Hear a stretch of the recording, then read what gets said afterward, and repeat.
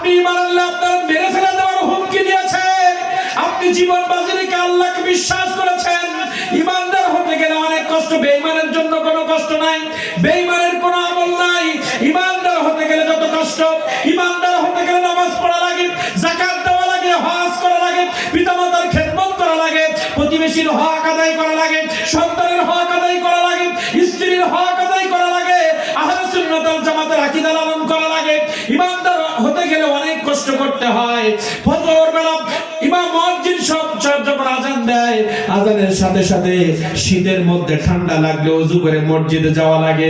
ঈমানদার যারা না, তাদেরকে ওযু করার দরকার নাই, নামাজের দরকার নাই। এজন্য ঈমানদারের জন্য অনেক কষ্ট আছে। কি আছে? ঈমানদারের জন্য অনেক কষ্ট আছে। এজন্য অনেক কষ্ট করার পরে ঈমানদার হতে হয়। তাহলে চাকরি পাওয়ার পরে ডিউটি না করলে যেমন চাকরি থাকে না, ঈমানদার হয়েছে আমাদের কিছু অর্জন করতে হবে, কিছু কাজের মাধ্যমে ঈমানটা টিকায় রাখতে হবে। তার প্রথম নাম্বার আল্লাহ রাব্বুল আলামিন বললেন, ক্বাদ আফলাহাল মুমিনুন। সফল মুমিন তারা। কা মুমিন? সকল চাকরিজীবী সে যে প্রতিদিন ডিউটি করেছে। সে একটা কোম্পানির যিনি এমডি থাকে, পরিচালক থাকে, মালিক থাকে, সে মাস শেষে খোঁজ নেয় যে আমার এই কোম্পানিতে 70 জন স্টাফ আছে, এই স্টাফের মধ্যে বেশি ডিউটি পালন করেছে কে, তার একটু বোনাসের ব্যবস্থা থাকে। কোম্পানি সেলস করতে হয় 10 লাখ, কেউ 5 লাখ 7 লাখ করে, আর প্রতি মাসে 10 লাখ যে ব্যক্তি সেল করেছে তার ট্যুর আছে, তার জন্য বোনাস আছে। ঠিক কি না? বোনাস আছে। চাকরি পাওয়ার পরে, ডিউটির পরে অনেক কিছু কাজ কাম আছে যেগুলো করলে কোম্পানি খুশি হয়ে তার ট্যুরে নিয়ে যায়, বোনাস দেয়। তা আল্লাহ রাব্বুল আলামিন ঈমান তো এনে ফেলছো, জান্নাত তো অবশ্যই পাওয়া, যতই পাপ করো, কিন্তু এক চান্সে যদি জান্নাতে যেতে হয় কিছু কাজ করতে হবে। মৃত্যুর সাথে সাথে জান্নাতের সার্টিফিকেটটা তুমি নিবা, তাহলে একটু কাজ করতে হবে না? কি কাজ? সফল। তাহলে যে ব্যক্তি বোনাস পায়, কক্সবাজার ট্যুর পায়, সে চাকরিতে সফল। ঠিক কিনা বলেন? যে শিক্ষক তার টিচিং এর মাধ্যমে ছাত্ররা A+ পায়, সেই শিক্ষক সফল শিক্ষক। যে স্কুলের ছেলেরা ফেল করে, ভালো রেজাল্ট করে না, সবাই বলে এই স্কুলের টিচাররা দক্ষ না, কিন্তু যে স্কুল মাদ্রাসার ছাত্ররা A+ পায়, গোল্ডেন পায়, সবাই কানাঘুষা করে এই প্রতিষ্ঠানের শিক্ষকরা সাকসেস, সফল হয়েছে, তাদের ছাত্ররা ভালো রেজাল্ট করেছে। তা আল্লাহ তাআলা বলছেন, ক্বাদ আফলাহাল মুমিনুন। পৃথিবীতে অনেক মুমিন আছে, কিন্তু কিছু সফল মুমিনের ওয়াজ আল্লাহ তাআলা করতেছে। এই কাজগুলো করলে তুমি আমার কাছে সফল মুমিন। কি কাজ? ক্বাদ আফলাহাল মুমিনুন আল্লাযীনা হুম ফি সালাতিহিম খাশিউন।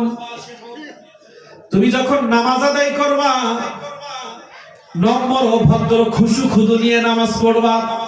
যে ঈমানদারের নামাজের মধ্যে খুশু খুদু আছে, সে সফল মুমিন। তাহলে এখানে বোঝা যায় ঈমানদারদেরকে আল্লাহ নামাজ পড়তে বলেছেন। কি করতে বলেছেন? পড়তে বলেছেন, কিন্তু নামাজের মধ্যে একটু আবার কিছু ডিউটি আল্লাহ তাআলা দিয়েছেন। নামাজ পড়বা, কিন্তু খুশু খুদু নিয়ে পড়তে হবে। চোখে পানি টলমলো টলমলো, আমার শরীরটা আল্লাহর সামনে এমন ভাবে খাড়া করতে হবে যে আমি গোলাম মালিকের সামনে দাঁড়িয়েছি। গোলাম মালিকের সামনে বাহ্যিক এবং অন্তর দুইটা দিয়ে আল্লাহর সামনে দাঁড়াতে হবে। আরে বাবা রে, মসজিদে যে গল্প যা হয়, কলব এক জায়গায় আর দেহ আরেক জায়গায়। ঠিক কিনা বলেন? নামাজে ঢোকার সুন্নত নাই, বেরোনোর সুন্নত নাই, কিছুই জানি না, খুশু খুদু আসবে কিভাবে? সব নামাজীর জন্য এই সার্টিফিকেট না। আল্লাহ তাআলা বলছেন, পাক্কা মুমিন যে, সফল মুমিন যে, আমরা বলি সফল চাষী, সকল চাকরিজীবী, যার ধানের ফসল ভালো হয় তাকে বলে সফল চাষী, যার ঘেরের মাছ ভালো হয় তাকে বলে সফল চাষী। ঠিক কিনা বলেন? তাহলে সে তার নাম কি? চাষী। যদি ফসল ভালো হয় সফল চাষী, আর ফসল ভালো না হলে সফল চাষী বলে না।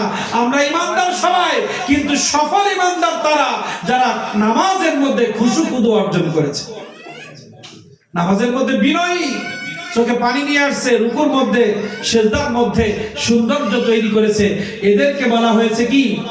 সফল মুমিন। আপনারা কি আলোচনা শুনবেন? গত টুকার বইতে একটু শাম বলতে হবে, নাহলে আপনাদের ঘুম আসতেছে। এসব আলোচনা আমার সবাই খেতে চায় না, সবাই কিন্তু এসব খেতে চায় না। কারণ কি, যাদের সূরা ফাতিহা সুন্দর না তাদের এগুলো ভালো লাগে না। যে মানুষটা সূরা ফাতিহা সুন্দর পারে, যে মানুষটা 5 ওয়াক্ত নামাজ পড়ে, তার জন্য আলোচনা। আর যে শুধু জুমার মুসল্লি, তার জন্য এটা ভালো না। জুমার মুসল্লি যারা, তাদের এই আলোচনা ভালো লাগবে না। কিন্তু যে ব্যক্তি একটু কোরআন পড়ার চেষ্টা করতেছে, 5 ওয়াক্ত মসজিদে যাওয়ার চেষ্টা করতেছে, তার এরকম আলোচনা সারা রাত চললেও ভালো লাগবে। মেহেরবান তুমি, মেহেরবান, মেহেরবান তুমি, মেহেরবান, আমি পাপী গুনাহগার, তুমি ছাড়া কে আছে আর, ক্ষমা করো ও গো প্রভু, ক্ষমা করো ও গো প্রভু, তওবা করি বারে বার, রহিম রহমান ইয়া করিম, মেহেরবান, মেহেরবান তুমি, মেহেরবান, মেহেরবান